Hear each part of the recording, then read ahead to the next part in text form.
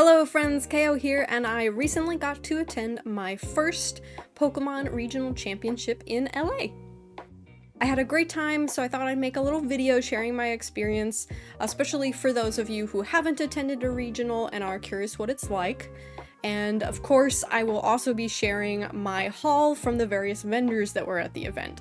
As always, there are timestamps in the description below if you want to just skip straight to the haul. Otherwise, let's get into it! So for anyone who's not familiar, a regional championship is a step up from like league cups that you might play in locally, and a step below more of the international championships like the NAIC that just happened recently. There isn't actually any kind of qualification to compete in a regional event other than just getting through registration, so player skills will definitely range quite a bit. You can choose to compete in VGC, Pokemon Go, or TCG, which is what I competed in, but there are also plenty of other things to do outside of just the main competition as well. So you can always watch the feature matches live, play in various side events. There was a scavenger hunt for Pokemon Go, free play consoles with like Pokemon Stadium, and of course there's a handful of vendors selling all kinds of Pokemon related merch, including a lot of Japanese merch that can be hard to find here in the US. So the first day of the event was on Friday. We arrived on site, picked up our badges and wristbands, and then since my partner and I were both competing in the event, we got to pick up our event stamp promo card, and also got to choose from one of 3 playmats. I wound up going with this Walking Wake one just because I liked the design. My partner picked up the Roaring Moon one, and there was also an Iron Valiant design. After that, we met up with some wonderful friends and basically just spent the day shopping and opening packs. I think there were about 6 or 7 vendors at the event. The vendors, I believe, will vary between each event, just who gets accepted, and then obviously it's different for like the international championships.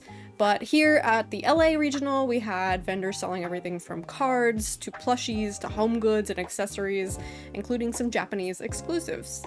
A lot of the items did sell out pretty quickly, so if you are interested in the shopping portion, I would definitely recommend doing all of your shopping day 1 of the event. And remember, if there's only one of something that you really want to get it while you're at the vendor. Be sure to pick it up, or it probably won't be there when you get back. In addition to shopping, we also played a little bit of Pokemon Stadium, which some of the mini games were a lot harder than I remember. Granted, it's been a while since I've played, but it was still a good time, very nostalgic. They also had several side events going on that day, and obviously throughout the whole event, which you can participate in to win things from the prize wall. So day 2 was the main competition day, the TCG Masters division, which both myself and my partner participated in. Started around 8:30 a.m. and there were 9 50-minute rounds. This was by far the biggest event that I've personally played in, so I think it was around 2,200 people for just the TCG Masters, so one of the larger regionals for Pokemon. It was definitely a little intimidating, not gonna lie, but thankfully most everyone was really nice and cool. So the deck I played for this event was Lost Giratina with Bayonet. This was actually Isaiah Bradner's list that I believe he got 2nd in EUIC with. If you have watched my other videos, you've probably heard me talk about playing Lost Giratina.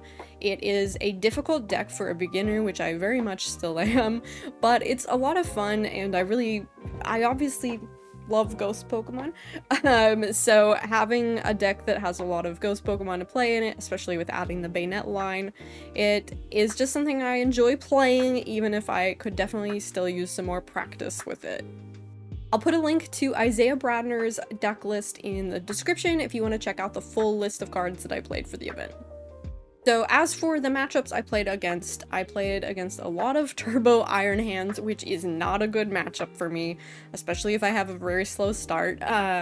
Also played against Chien-Pao, Arctina, Charizard EX, Espathra, and Cloth, which those last 2 are fun to play against. I really like playing against different decks that I don't know super well, because it keeps things interesting. Now, since this was my first big competition, I honestly wasn't expecting to do very well, so my record wound up being 1-8 with surprisingly no draws. I definitely thought I was going to have a lot of draws, but my one win came from a no-show, but hey, we take those wins. I did have a few really close games though. Sometimes I just couldn't get the one energy I needed to get an attack off for the win. Sometimes bad draws, sometimes other players just way more skilled than me at this game. But that's okay, and I actually learned a lot playing this game, and I think the biggest things for me with this deck in particular, and really probably any Lost Zone deck that I might play, it's really getting better at making those Lost Zone decisions. I think sometimes I will misplay and put something in the Lost Zone that a couple turns down the line bites me, but that's kind of getting more experience with that so I can make those decisions better. It's definitely helpful. And the other thing is prize mapping. I'm not always the best at planning out my Sableye attacks, so those are definitely things I learned a bit more from playing in this event and hope to continue improving on. Now, I will say, for me personally, playing 9 rounds straight with, really no breaks was pretty brutal. Like I said, this is my first time competing in such a large event, so I knew it was going to be tough, but I didn't expect just how tough it would be. I definitely have a newfound respect for those of you who compete consistently in these kinds of events, because it's struggling to think at the end in the later rounds for sure.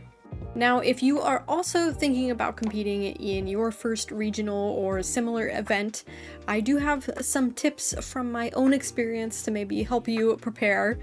So first up, it's really important to stay hydrated, so I'd really recommend bringing a refillable water bottle. The event that I went to had some water stations where you could refill your water bottle at, and there were also some vendors selling drinks outside of the main, convention area, but still within the convention hall, if that makes sense. Along the same lines, it's also important to bring some snacks with you to try to keep your energy up throughout the day. 9 rounds takes a long time, and we didn't have a lunch break, so that can be a little rough. I wound up bringing some Cliff Bars to try to help, keep the energy going, but it's still pretty brutal by the end. I was definitely ready for dinner. It also might be helpful to have a watch on you or some way of keeping track of the time that is not your phone, because you won't be able to have your phone out during the matches. At least at this particular event, I obviously don't know if this applies to everyone, but there weren't any match timers anywhere that were visible. There were a couple of clocks spread out around, but you really couldn't always see them. So if you needed to know how much time was left in a round, you would have to call a judge over and just ask them. So for me, that was a little frustrating. I'm weirdly time obsessed. So not being able to constantly see how much time is left or even what the current time of the day is was a little weird to me, but just something to keep in mind, especially if you're playing a deck that kind of plays long drawn out games and you are trying to avoid hitting any draws. And my last tip is, this seems very silly, but always double check that you're facing the right opponent and that you're at the right table. This was a very strange thing that happened to me. Normally I try to always introduce myself and try to ask the other person's name to verify, but the one time that we didn't properly communicate, 2 tables next to each other got mixed up, and you don't want that to happen because it can lead to game losses because if you're at the wrong table. So just always try to make sure before you start the game that you are at the correct table. Sometimes people will turn around the little table markers, so it might be flipped from what it should actually be, which can be frustrating, but that's a whole other thing. So just check with your opponent, make sure it says that they have the same name that is on the pairings list, and you will be good to go. Alright, all that out of the way, the final day of the event was Sunday and it was very chill. After such a long day beforehand, you know, we kind of slept in a bit, didn't get to the convention center till around noon. Obviously, if you made day 2, you would be back at it early in the morning competing for top cut, but we were more interested in hanging with friends and checking out more of these side events on Sunday. So I wound up participating in a ladies event, which was really fun. It was 3 rounds, best of 1, and I wound up going 1 and 2 with a really close game for one of the losses. For the TCG side, they also had VGC. I'm not sure about Go. It was a lot of fun. They wound up giving out Japanese packs for just participating, and they had a raffle and some prizing for, I think it was like top 16. And it was really fun. I really enjoyed getting to be a part of that and meeting so many wonderful women in the community. After that, my partner and I played a couple more games, watched some of the finals, and then did another lap of the vendors before calling it a day. Overall, I had a lot of fun, and it was great to be able to meet up with friends in the area and meet some cool new people during the event as well. I'm not sure if I would do the full competition again personally. Maybe I just need to get more practice at doing such long events, but the side events were actually really cool, and it would be cool to do more of them next time. More fun, less intensive, but regardless, I'm glad that I got to have the experience and just get some cool stuff from the event as well. Speaking of cool stuff, it's time for the haul. Alright, so on to the haul. Real quick, I think I mentioned there were about 6 or 7 vendors on site for the Los Angeles regional. That's obviously going to vary per event. There is no Pokemon Center pop-up. I think that was a misconception I had going into it, but they reserve that for like the larger international events and worlds. But this is the badge that we got. From what I can tell, they use this for competitors. It's not really anything fancy, but they do have kind of the a quick QR code you can scan on the back for checking out the side events and all of that. And then I already showed these playmats we got for competing in the event, but just another look at them. They are pretty cool designs. I like that they have the regional like stamp, I guess, and then the play Pokemon in the other corner. So this is the Walking Wake one that I got. And the Roaring Moon one my partner got. And then from the vendors, we actually picked up a couple of Japanese playmats, which, as you'll see, are significantly smaller, but they have some really cool designs. So my partner got this really cool Blastoise one. The Japanese ones seem like most of them have the like markers for the different parts of the field, but one thing that's really cool about this is it actually has the water energy symbol in the background, which I didn't notice at first. That's very cool. Very like stark, neat design. And then the one I got, shout out to my friends for finding this for me, is this Sonia Yamper one. I love it so much. I have only seen this design online. I haven't come across a good like price for it, but this is actually a good price, and it's super cute. I love this design so much. She's got the little Yamper mug, little Yamper tum-tum, super cute. I'm very excited to add this to my Yamper collection. Alright, moving on to other TCG accessories we picked up. Like I mentioned, there was a lot of Japanese exclusives, so that was cool to see in person. We got this Lucario deck box, which this was not Japanese, it's Ultra Pro, but still very cool. Always handy to have more deck boxes on hand. And then some Japanese sleeves, so we've got the Terra type Dragapult, and my favorite, this adorable Gengar frolicking in a field of flowers. I love this so much. Oh, it's such a cool design. So they also had lots of like home goods, accessories, lots of different socks. So y'all know, if you've seen my Greavard playmat, you know I had to get Greavard socks. These are super cute. Adorable.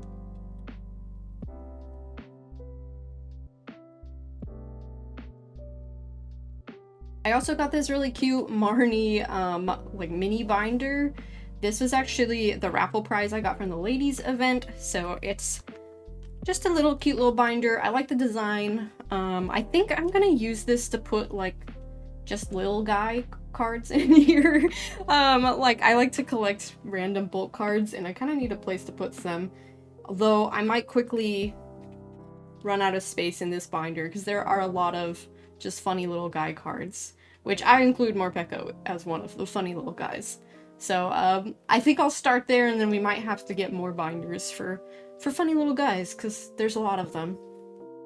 Alright, and these two stickers were not actually part of, like, vendors, but I did get this funny little "Would You Still Love Me If I Was an Earthworm" sticker. Somebody actually just dropped this off at my table while we were in a match, but I love this. Whoever you are, this sticker rocks. Thank you so much. And then this adorable little spicy Fuecoco sticker is from Liz, who I competed against. She was playing a cloth deck, and so I had to give her one of my cloth cowboy stickers as well. We did a little sticker exchange. So I'll put her link. She's a fellow artist if you want to check out her stuff. And yeah, thank you so much for the stickers. I wasn't expecting it. I gave away a couple, but it's such a fun time. I love collecting new stickers from friends. Alright, and on to the cards I picked up. You'll notice I didn't get a ton of stuff. I was trying to be conscious of, you know, not overspending, obviously, but we also had DreamHack and another Pokemon Market the weekend after, so didn't want to go too ham, but picked up some really cool cards. Obviously, this was the one I showed earlier that has the regional stamp. I'm not sure if I'll ever wind up using this in any decks, but it is very cool to have like an officially regional stamp card. And then I also picked up this Drapion V. This card has eluded me for a while. I actually wanted this for my Yukimori the Artist collection. I think this is such a cool art with the little clay Drapion and Skorupi, I think is what it's called. The little ones. So cool. And then I have wanted these for a little while. I missed the English opportunity to get, well, the English cards. But the illustration contest from 2022, these were the three winners that got made into actual cards. So we have the Bulbasaur here, the Arcanine, with our little friend Fletchender up there, and the Greninja. So I love all of these. Sadly, I wasn't able to participate in the illustration contest that just happened for 2023, but hopefully I'll be able to join in on the next one. And then we've got some really cool tag team cards. So I started opening packs again with the Scarlet and Violet era, so I love to go back and get older cards, to me at least older. I didn't get to open anything from Sun and Moon, so this is such a cool find. I love Rowlet, and this is just such a funny tag team. I actually wound up getting the other version of this art that has like a very tiny Rowlet hiding on the Alolan Executor's neck, where you can barely even see Rowlet, but I love both of these. Such cool additions to my collection. And then we also got the tag team for Blastoise and Piplup. I love this one. We joke that this is me and my partner, because I love Piplup and he loves Blastoise and Squirtle in that line, so a great addition to the collection. I love the hollow effect on this. Very cool. And last, but certainly not least, is another Piplup card. So this is from Project Pachima, which is the Japanese name for Piplup. So I believe this was a Japanese-only card. I don't think this art ever came across to the States or North America. It's super cute though, and we've got the little stamp for Project Pachima there. Love that. So awesome additions to my collection.